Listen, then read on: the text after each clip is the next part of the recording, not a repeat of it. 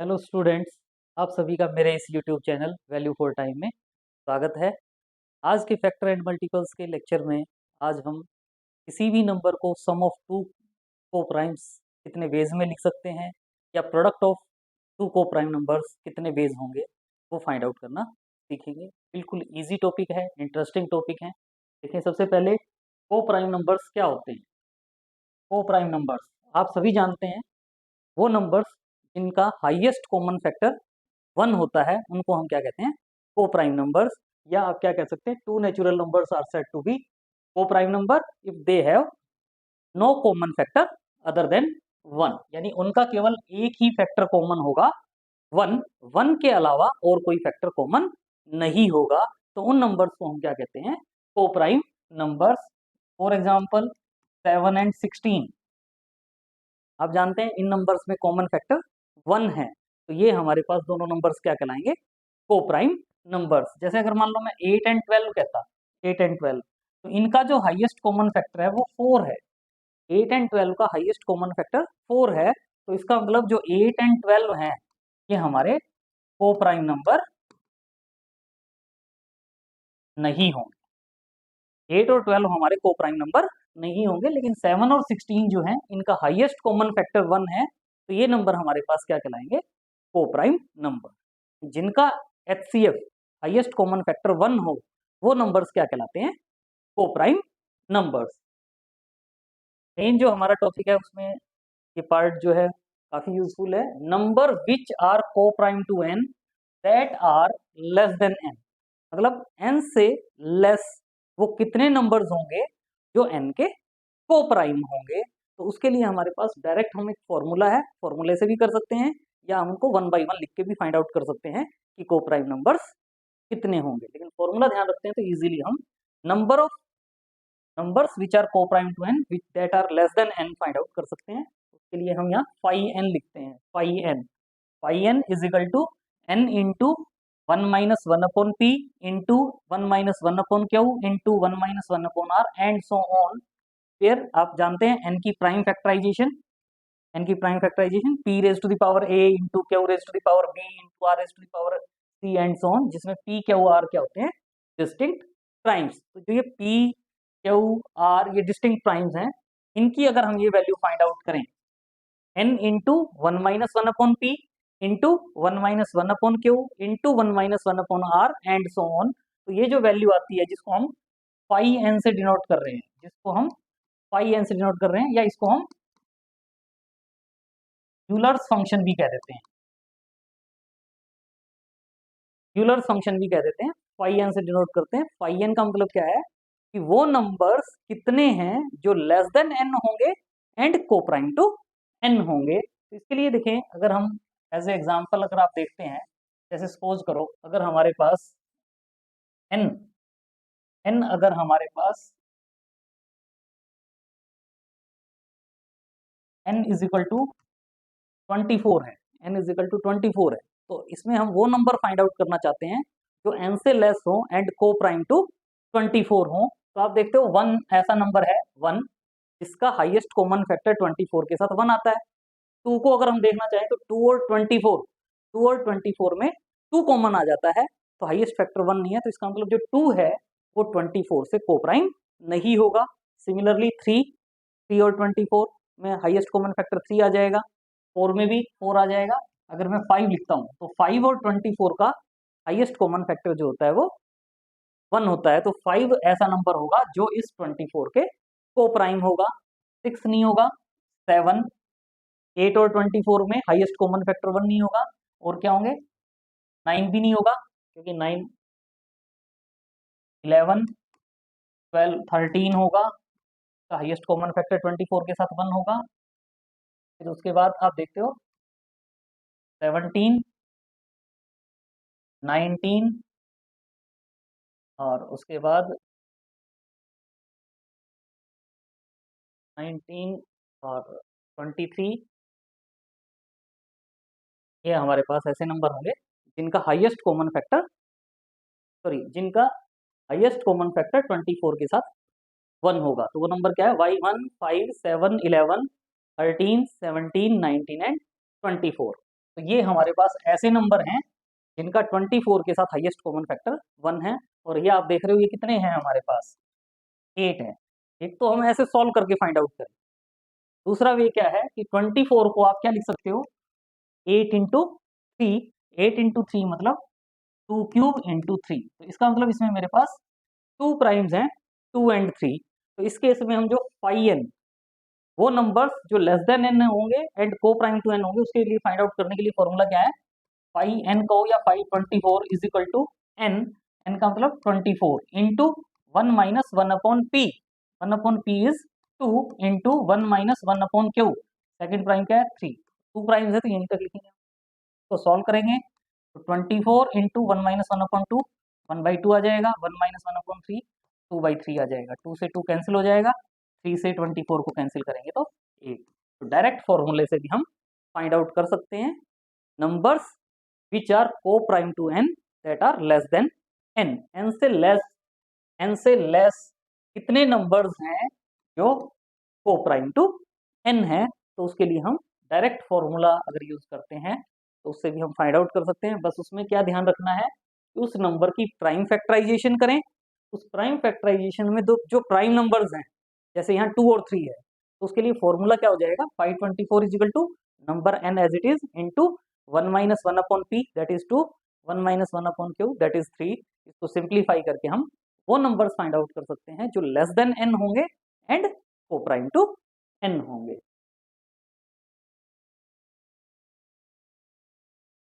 Next जो formula है वो है number of ways of writing a number as a sum of coprimes, यानी वो कितने वेज होंगे कि किसी एक नंबर को हम सम ऑफ 2 को प्राइम्स लिखें। तो उसके लिए हमारे पास फॉर्मूला क्या है, half of phi N, half of phi N. Phi N क्या है, numbers which are less than N and coprime to N. तो इसके लिए आप देखें कि कैसे है ये फॉर्मूला, ये अभी हमें पता चल जाएगा। जैसे अगर मान लो हम 24 का केस लें, लास्ट स्लाइड में हमने सॉल्व किया है कि 24 के केस में हमें पता है 524 वैल्यू फाइंड आउट करनी हो, तो 524 की वैल्यू क्या थी, 24 इंटू 1 माइनस 1/2 इंटू 1 माइनस 1/3 यानी 8।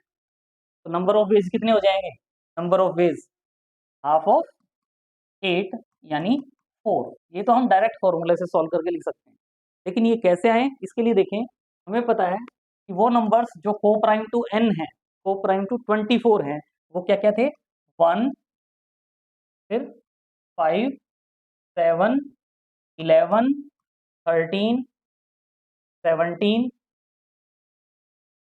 19 एंड 23, ये थे हमारे।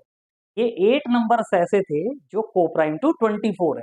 हमें क्या लिखना है, number of ways of writing a number as a sum of 2 coprimes, यानी 24 को, देखो 24 को मैं क्या लिख सकता हूँ, 1 प्लस 23, 1 प्लस 23, 5 प्लस 19, 5 प्लस 19,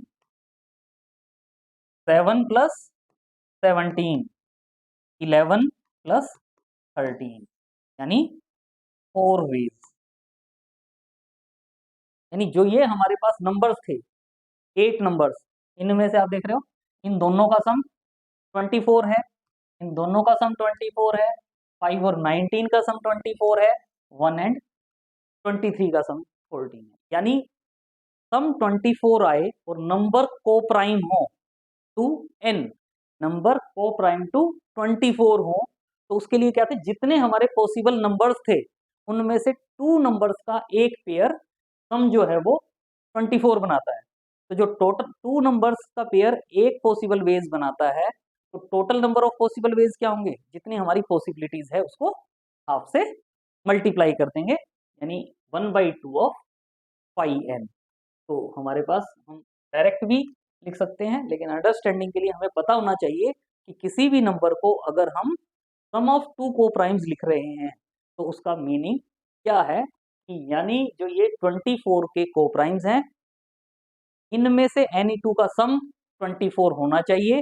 तो वो जो पॉसिबिलिटीज हैं वो कितनी होंगी, half of phi N.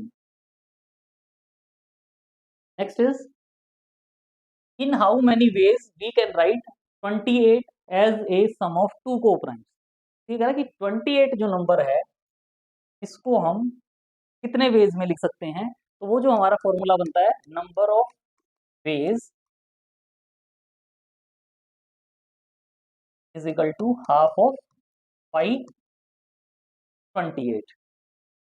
Number of ways as a sum of two primes के लिए 28 को आप जानते हैं क्या लिख सकते हो, 4 इंटू 7 कहें या 2 स्क्वायर इंटू 7। तो 2 प्राइम्स है इसमें हमारे पास 2 एंड 7। तो अगर हम 528 फाइंड आउट करना चाहते हैं तो 528 की वैल्यू क्या होगी, n 28 into 1 minus 1 upon P 1 minus 1 upon 2 into 1 minus 1 upon Q, Q is 7। और इसको आप सॉल्व करेंगे 28 इंटू 1/2 इंटू 7 माइनस 1 6/7, 7 से ये 4 ये 2 यानी 12।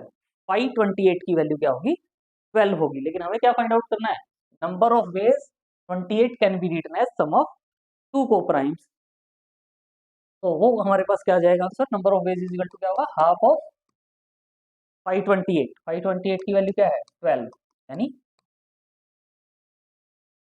6 वेज आंसर आ जाएगा इसका मतलब, और it is option C is correct option. Next question is how many ways we can write 210 as a sum of two coprimes. 210 को सम ऑफ टू कोप्राइम्स लिखना है, तो इसके लिए वही 210 की प्राइम फैक्टराइजेशन करेंगे। क्या होता है 21 इंटू 10, और 21 into 10 means 3 into 7 into 2 into 5, ये होगा 210। और अब आप इसमें पाई 210 सॉल्व करना चाहेंगे। पाई 210 के लिए क्या बनेगा formula, 210 into 1 minus 1 upon P, 3 वाला ले लें या 2 कोई फर्क नहीं पड़ता, 1 minus 1 upon 2 into 1 minus 1 upon 3 into 1 minus 1 upon 5 into 1 minus 1 upon 7। Simplify करेंगे क्या होगा, 210 into 1 minus 1 upon 2 1/2 into 1 minus 1 upon 3 2/3 into 1 minus 1 upon 5 4 upon 5 into 6 upon 7। 2 से 2 कैंसिल, 7 से 210 को कैंसिल करेंगे 30, 5 से 6 इसे 2, 2 इंटू 4 8, 8 इंटू 6 48, यानी 210 की जो वैल्यू है वो क्या आएगी हमारे पास 48। लेकिन हमें क्या फाइंड आउट करना है, number of veg. Number of veg के लिए क्या फॉर्मूला था 1/2 पाई 210, यानी 1/2 इंटू 48, और 2 को 48 से डिवाइड करेंगे तो 24 वेज आंसर आ जाएगा इसका 24 वेज। मतलब 24 ऐसी पॉसिबिलिटी है कि हम 210 को सम ऑफ टू कोप्राइम्स लिख सकते हैं। नेक्स्ट जो पार्ट है ध्यान देने जरूरत है इसमें हमारे पास, find the number of solutions of a plus b is equal to 210 where a and b are coprime to each other. a and b ये हमारे पास जो था वहां केवल ये कहा गया था सम ऑफ टू कोप्राइम्स लिखें, यहाँ इसमें क्या कह दिया a plus b is equal to 210, यानी ये जो है हमारे पास वो क्या है ऑर्डर्ड सॉल्यूशन।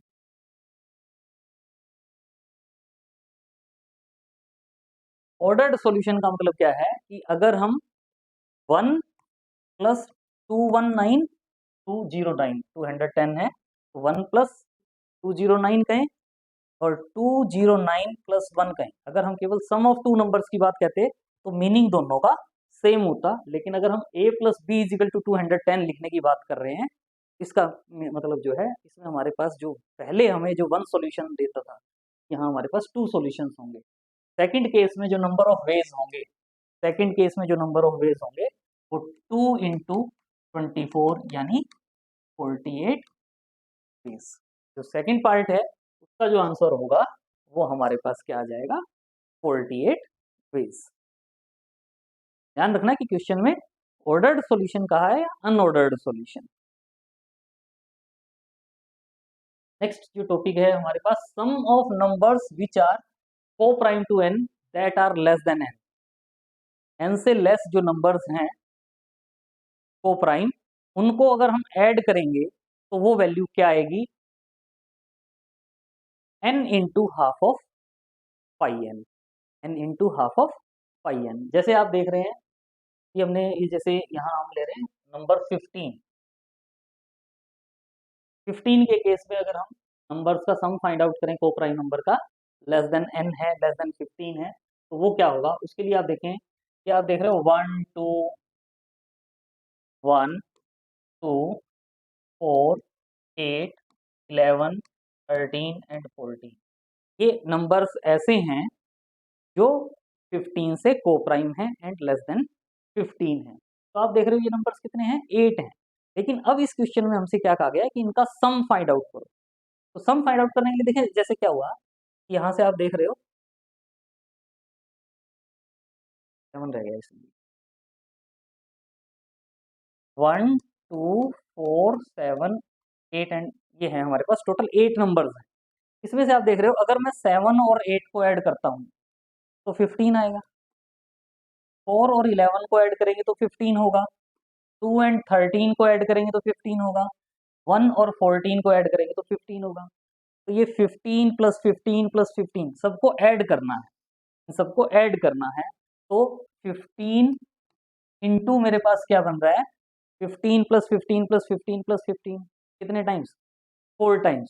या ये जो 4 टाइम्स है इसको मैं क्या समझ सकता हूँ, 15 इंटू हाफ ऑफ 515। 515 का मतलब वो नंबर्स जो लेस देन n है, को प्राइम टू n है, कितने हैं, तो वो मेरे पास कितने थे, 8।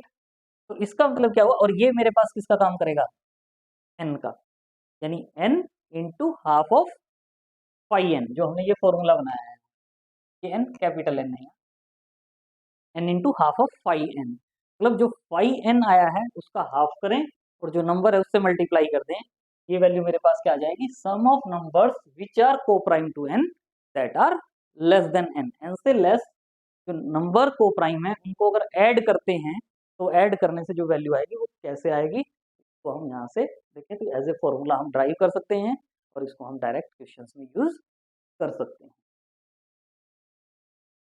Next definition, very interesting definition. अभी हम बात कर रहे थे कि किसी भी नंबर को हम सम ऑफ टू को प्राइम्स लिखना चाह रहे हैं, बिल्कुल इजी मेथड है। यहाँ हम नंबर को सम प्रोडक्ट ऑफ टू को प्राइम्स लिखना चाहते हैं।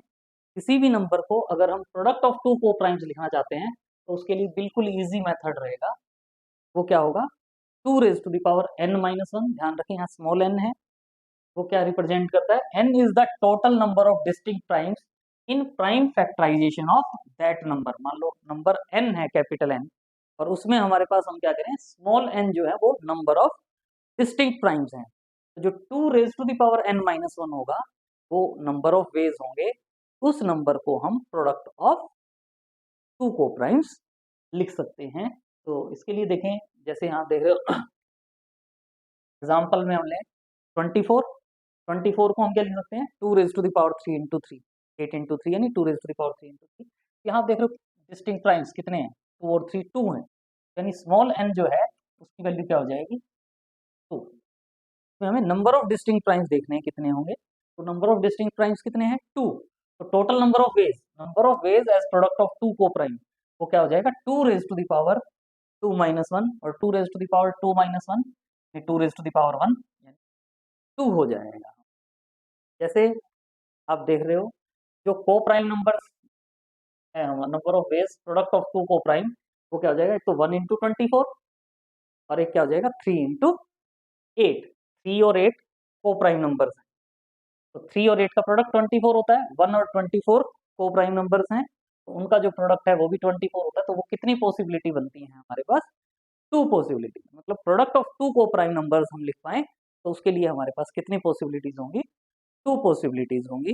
ये तो हमने डायरेक्ट फॉर्मूला किया, लेकिन अगर ये फॉर्मूला कैसे आया अगर हम इसको देखना चाहते हैं तो इसके लिए देखें बिल्कुल ईजी है कि अगर कोई भी एक नंबर n है उसमें हो सकता है हमारे पास केवल एक सिंगल प्राइम हो, ए हो सकता है, ए को हम प्राइम कह रहे हैं, a square, a cube, a raise to the power 4 single prime हो, तो उस केस में आप देखो नंबर ऑफ वेज क्या होंगे, उस नंबर को हम product of two coprime number लिखना चाहें तो वो केवल एक पॉसिबिलिटी बनती है 1 इंटू ए स्क्वेयर, 1 इंटू ए स्क्वेयर। ए इंटू ए अगर मैं कहता हूँ, ए स्क्वेयर को अगर मैं ए इंटू ए कहता हूँ, ए स्क्वेयर को अगर मैं ए इंटू ए कहता हूँ, तो ए स्क्वेयर को लिख तो दिया हमने ए इंटू ए, लेकिन ये ए और ये ए जो है वो को प्राइम नहीं है, क्योंकि दो नंबर को प्राइम कब होते हैं, जब उनका हाईएस्ट कॉमन फैक्टर 1 हो। तो इसका मतलब ये वाली पॉसिबिलिटी नहीं होगी। हमारे पास जो पॉसिबिलिटी होगी वो क्या होगी, 1 इंटू ए स्क्वेयर, यानी टोटल नंबर ऑफ वेज कितने बनेंगे 1। और यहाँ मेरे पास प्राइम कितने थे, यहाँ प्राइम यानी एन की वैल्यू यहाँ मेरे पास क्या है 1 है। मेरे पास क्या फॉर्मूला बन गया, 1 को मैं क्या लिख सकता हूँ 2 रेज टू द पावर 0, यानी 2 raise to the power n minus 1, 2 raise to the power n minus 1। N की वैल्यू क्या है 1, एक डिस्टिंक्ट प्राइम में एक प्राइम है हमारे पास a। लेकिन अगर मान लो मेरे पास 2 प्राइम्स होते, n इज इक्वल टू क्या होता ए बी, ए और बी दोनों क्या है डिस्टिंक्ट प्राइम्स हैं। तो a इंटू बी को मैं अगर product of two coprime numbers लिखना चाहता हूँ, तो वो मेरे पास क्या पॉसिबिलिटी बनती है, एक तो बनती है 1 इंटू ए बी, या दूसरी पॉसिबिलिटी क्या बनती है a इंटू बी। तो टोटल कितनी पॉसिबिलिटीज बनती हैं, 2 पॉसिबिलिटीज बनती हैं। और 2 को मैं क्या लिख सकता हूँ 2 रेज टू द पावर 1, यानी 2 minus 1। Number of distinct primes 2 थे, यानी n माइनस 1, n की वैल्यू 2 है, तो 2 माइनस 1, यानी अगर मेरे पास n is equal to product of two distinct primes है, तो उस केस में भी मेरा ये जो फॉर्मूला है वो वैलिड होता है। इसी वे में अगर मान लो मैं ये कह देता ए स्क्वेयर बी क्यूब है, या a square b raise to the power 4 है, 2 प्राइम्स हैं, इसमें भी आप देखोगे 2 प्राइम्स हैं, तो 2 पॉसिबिलिटीज ही मिलेंगी, 2 raise to the power 2 minus 1।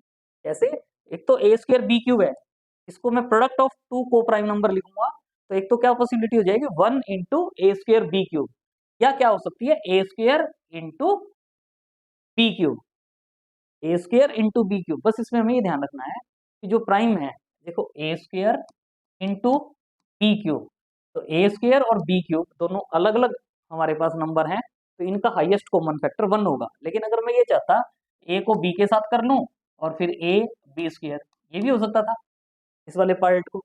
लेकिन अगर मैं ये कहता हूं तो इसमें ये ए बी हो गया, ये ए बी स्क्वेयर हो गया, ये दोनों नंबर को प्राइम नहीं है। अगर नंबर को प्राइम की हम बात करते हैं और प्रोडक्ट ऑफ टू नंबर्स हम लिखने की बात करते हैं, तो उसमें केवल जो पॉसिबिलिटी बनेगी, चाहे ए की कितनी भी पावर हो, सिंगल पावर हो, 2 पावर, 4 पावर, वो वाला पार्ट एक साथ ही रहेगा। दूसरे नंबर के साथ अगर चला गया तो वो हमारे पास रिजल्ट नहीं देगा, क्योंकि हमें उसको प्रोडक्ट ऑफ 2 को प्राइम्स लिखना है। अगर ये बात हमें समझ में आ जाती है तो इसमें हमें कोई प्रॉब्लम नहीं है। तो इसमें भी हमारे पास 2 पॉसिबिलिटी होगी, नंबर ऑफ वेज क्या हो जाएंगे 2, यानी 2 रेज टू द पावर 1। इसी वे में अगर मान लो n को मैं प्रोडक्ट ऑफ 3 डिस्टिंक्ट प्राइम्स लिखता हूँ, a इंटू बी इंटू सी, या इनकी कोई पावर होती तो उससे भी कोई फर्क नहीं पड़ता, a into B into C, A B C distinct primes हैं, क्या पॉसिबिलिटी बन जाती है, एक मैं क्या लिख सकता हूँ 1 इंटू ए बी सी, या मैं क्या लिख सकता हूँ a इंटू बी सी, या मैं क्या लिख सकता हूँ b इंटू ए सी, या मैं क्या लिख सकता हूँ c इंटू ए बी। केवल ये 4 पॉसिबिलिटीज होंगी। अगर n product of 3 distinct primes है, तो उस केस में हमारे पास केवल ये 4 पॉसिबिलिटीज होंगी। नंबर ऑफ वेज क्या हो जाएंगे 4, 4 को मैं क्या लिख सकता हूँ 2 स्क्वायर, 2 स्क्वायर मतलब n की वैल्यू 3 है, तो 3 माइनस 1, यानी 4 वेज हो जाएंगे। इसी वे में अगर मान लो मेरे पास n क्या है, प्रोडक्ट ऑफ 4 डिस्टिंक्ट प्राइम्स है, चाहे स्क्वायर आ जाएगा तो इनमें स्क्वायर क्यूब आ जाएगा, A B C D 4 distinct primes हैं, तो 1 into A B C D, A into B C D, B into A C D, या मैं क्या लिख सकता हूँ C into A B D, या मैं क्या लिख सकता हूँ D into A B C, या क्या लिख सकते हैं A B into C D, A C into B D, A D into B सी। तो ये 8 पॉसिबिलिटीज आपको मिलेंगी। इन 8 पॉसिबिलिटीज के अलावा और कोई ऐसी पॉसिबिलिटी नहीं हो सकती n को हम product of 2 coprime numbers लिख पाए। और 8 का मतलब आप जानते हो क्या हो जाएगा 2 क्यूब n माइनस 1, यानी 2 raise to the power n minus 1, n की वैल्यू 4 हो जाएगी, तो 2 क्यूब। यानी कहने का मतलब ये है कि अगर हमारे पास n, कैपिटल N के केस में n distinct number of prime factors हैं, तो जो टोटल नंबर ऑफ वेज होंगे, total number of ways as coprime number, वो क्या हो जाएगा 2 raise to the power n minus 1। Required result याद रख सकते हैं, अगर कोई भी नंबर है उसकी प्राइम फैक्टराइजेशन करो, उस प्राइम फैक्टराइजेशन में number of distinct primes count करो, 3 है या 4 है या 5 है। तो उसके लिए 2 rays to the power n-1 फॉर्मूले में पुट कर दें और हम number of distinct ways find out कर सकते हैं कि किसी भी नंबर को हम product of 2 coprime numbers लिख पाए। जैसे ये है हमारे पास question, in how many ways 480 can be written as a product of 2 coprime number. 480, पहले हम 480 की प्राइम फैक्टराइजेशन करेंगे। 480 को आप क्या लिख सकते हो, 16 इंटू 3 इंटू 10, 16 मतलब 2 raise to the power 4 into 3 into 10, 10 को क्या लिख सकते हैं 2 इंटू 5, यानी 2 raise to the power 5 into 3 into 5। तो distinct primes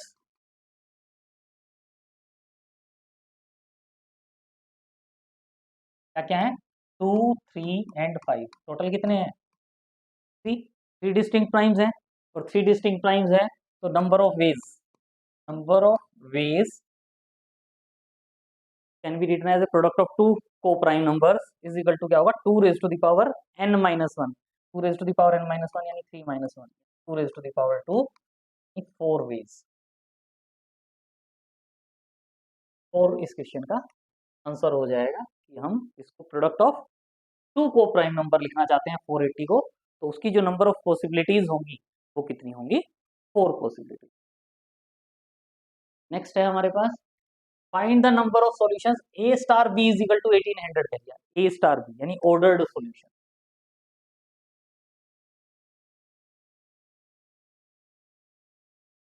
ordered solution a star b is equal to 1800, a and b are integers and a or b are coprime to each other. तो number of solutions जो find out करने हैं, number of solutions, पहले हम क्या कह रहे थे, अगर प्रोडक्ट ऑफ 2 को प्राइम लिखते हैं तो 2 raise to the power n-1, लेकिन वो तब था जब अनऑर्डर्ड सॉल्यूशन है। यहाँ हम 3 इंटू 4 और 4 इंटू 3 को 2 काउंट करते हैं, क्योंकि पहले 3 लिखा है या पहले 4 लिखा है, तो उस वे में पहले 2 raise to the power n-1 था, तो यहाँ हमारे पास 2 raise to the power n हो जाएगा। और n किसको रिप्रेजेंट करता है, नंबर ऑफ डिस्टिंक्ट प्राइम्स को। तो आप ये देख रहे हो, पहले 1800 को हम प्राइम फैक्टराइजेशन करेंगे, तो हम क्या लिख सकते हैं, 2 इंटू 9, 9 का मतलब 3 स्क्वायर इंटू 100, 100 मतलब 10 स्क्वायर, यानी 2 स्क्वायर इंटू 5 स्क्वायर, यानी 2 raise to the power 3 into 3 square into 5 square. तो 2, 3 एंड 5 हमारे पास 3 डिस्टिंक्ट प्राइम्स हैं। तो नंबर ऑफ वेज क्या हो जाएगा मेरे पास यहाँ, 2 रेज टू द पावर 3 यानी 8 वेज। इस क्वेश्चन का आंसर क्या आ जाएगा, 8 ऐसे वेज होंगे कि हम a star b is equal to 1800 ordered solution. Next question is, if n square has 15 factors, n square has 15 factors, how many factors will n cube have? n square के हमारे पास कितने फैक्टर्स हैं, 15 factors हैं। तो 15 की जो possibilities हैं 15 factors की, तो मैं 15 1 इंटू 15 भी लिख सकता हूँ, 3 इंटू 5 भी लिख सकता हूँ। n स्क्वायर में फैक्टर्स 15 है, तो 15 को मैं 1 इंटू 15 भी लिख सकता हूँ, 3 इंटू 5 भी लिख सकता हूँ। तो 1 इंटू 15 के लिए आप देख रहे हो, इसका मतलब मेरे पास यहाँ से n स्क्वायर की जो वैल्यू है वो प्राइम देते हैं, n square is equal to p raise to the power 14। अगर n स्क्वायर की value p raise to the power 14 है, p प्राइम नंबर है, तो हमें पता है number of factors find out करते हैं। तो नंबर ऑफ फैक्टर्स में क्या होता है कि जो प्राइम फैक्टराइजेशन में पावर है उसमें 1 ऐड कर देते हैं, यानी 14 प्लस 1 यानी 15 हो जाएगा, यानी n स्क्वायर की वैल्यू क्या हो जाएगी, p raise to the power 14। और यहाँ से आप देख रहे हो, अगर 3 इंटू 5 के केस में आप देखते हो n स्क्वायर जो है की वैल्यू क्या हो सकती है, p square into Q raise to the power 4। अगर मैं कहता हूँ where p and Q are distinct primes, p and Q are distinct primes, तो उसमें आप देख रहे हो कि अगर n स्क्वायर की value p square into Q raise to the power 4 है, तो n स्क्वायर के नंबर ऑफ फैक्टर्स कितने होंगे, जो पावर्स है उनमें 1 ऐड करके मल्टीप्लाई कर देते हैं, 2 प्लस 1 3, 4 प्लस 1 5। यानी अगर मैं n स्क्वायर की वैल्यू ये कहता हूँ p square into Q raise to the power 4, और अगर हम n स्क्वायर के number of factors find out करते हैं, तो वो नंबर ऑफ फैक्टर्स कितने मिलेंगे, 15 मिलेंगे। तो यहाँ से आप देख रहे हो n स्क्वायर की value p raise to the power 14 है, इसका मतलब n की वैल्यू क्या हो जाएगी, e raise to the power 7। और हमें क्या चाहिए, n क्यूब। यहाँ से n cube is equal to क्या होगा, cubing both side, e raise to the power 21। तो number of factors of n cube कितने हो जाएंगे, पावर 21 है तो 21 प्लस 1 यानी 22। एक वैल्यू तो मेरे पास ही आ गई 22। इसी वे में जो ये n स्क्वायर की वैल्यू है, यहाँ से मैं n की वैल्यू फाइंड आउट करूँ, n इज इक्वल टू क्या होगा, स्क्वायर रूट अगर हम लें तो p इंटू क्यू स्क्वायर हो जाएगा। अब अगर हम यहाँ n क्यूब फाइंड आउट करते हैं, n क्यूब क्या हो जाएगा, p cube into Q raise to the power 6। अब अगर number of factors find out करते हैं, नंबर ऑफ फैक्टर्स तो क्या होंगे, पावर 3 है तो 3 प्लस 1 4, 6 प्लस 1 7 यानी 28। यानी n क्यूब के फैक्टर आइदर 22 और 28। तो सर क्या होगा हमारे पास, आइदर 22 और जो फैक्टर्स होंगे n क्यूब के वो क्या होंगे, आइदर 22 और 28। Okay, thanks for watching. अगर वीडियो अच्छा लगे तो please like share and subscribe. मिलते हैं नेक्स्ट वीडियो।